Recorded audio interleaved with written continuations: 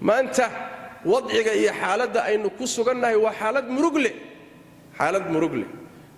yani waxa way dhaqankii iyo akhlaaqdii muslimiinta iyo asturkoodii iyo xijaabkii gabdhahooda ayaa caalamku la dagaalamaya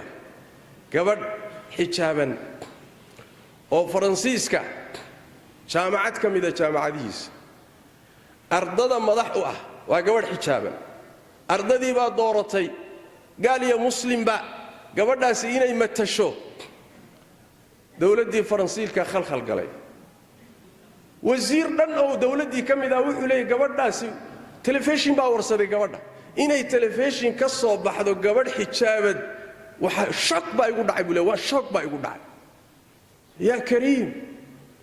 away xorriyadii away ilbaxnimadii reer galbeedka away ixtiraamkii xuquuqda away sheegi jireen wasiir dhan markaasaa joornaaladii iyo dawladdii gabadh xijaaban hatta ma wajigeedu ma qarsoona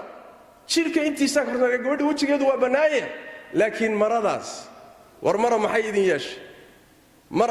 yeeshay away xadaaradiini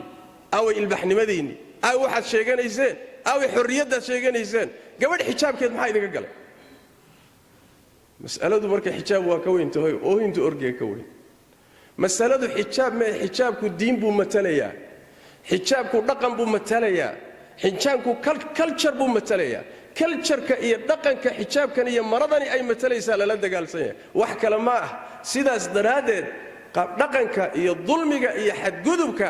iyo istidcaafka muslimiinta maanta lagu hayaay biidnillaahi tabaaraka wa tacaala waa isbedeli doonaa